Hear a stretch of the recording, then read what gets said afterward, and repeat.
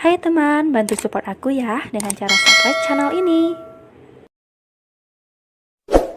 Di depan hotel-hotel mewah di kota-kota besar di tengah malam, mengambil sampah-sampah yang dibuang, mengais-ngais makanan sisa. Dan ini alhamdulillah tidak terjadi pada kita. Alhamdulillah tidak ada saudara, bapak dan ibu yang seperti itu, saya yakin.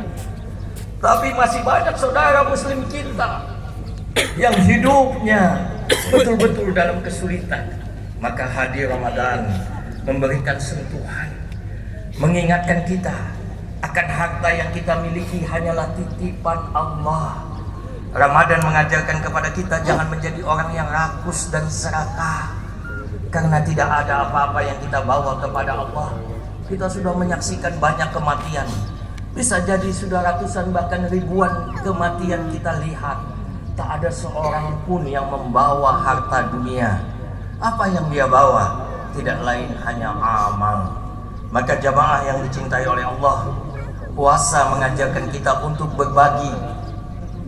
Tidak hanya di bulan Ramadan, tapi selesai bulan Ramadan ini kita tetap menjadi orang yang penyantun. Kita mengeluarkan harta kita dalam bentuk wajib namanya zakat. Zakat ini di Indonesia raksasa tidur. Raksasa tidur zakat ini. Jemaah yang dicintai Allah, bayangkan saja dari perhitungan zakat di Indonesia ini bisa menghasilkan 327 triliun dalam setiap tahun.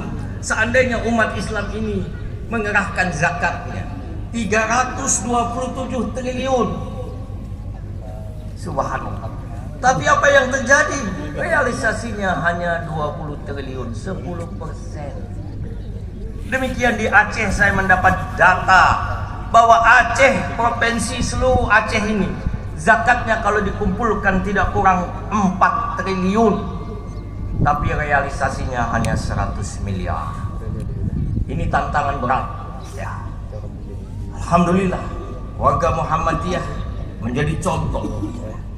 Bahkan kekayaan Muhammadiyah dalam aset-aset rumah sakit, sekolah ya, menakjubkan.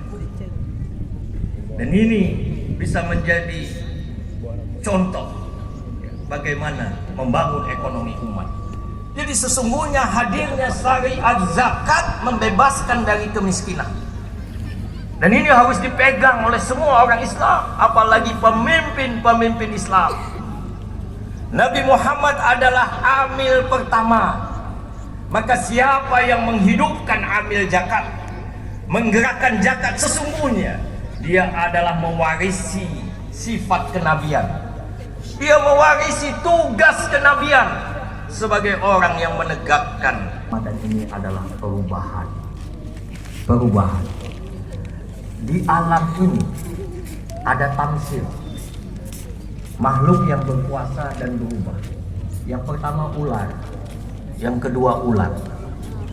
Ular itu dia berkuasa untuk mengganti bajunya menjadi baju baru. Maka ular itu sebelum berkuasa dia mencari makanan. Dia ambil bebek, dia ambil ayam, itu punya orang dia curi. Setelah dapat, ular itu bersembunyi, maka dia berkuasa. Karena makanan yang dia makan bisa cukup untuk sahurnya, sudah cukup untuk beberapa minggu. Lalu tetap melata hidupnya, bikin masalah, itu ular. Ulat makhluk yang dibenci. Ibu-ibu marah beli buah dibuka ular, beli sayur ular. Bapak tanam pohon mangga, ada ular. Ulat tidak ada yang senang. Wabarakatuh.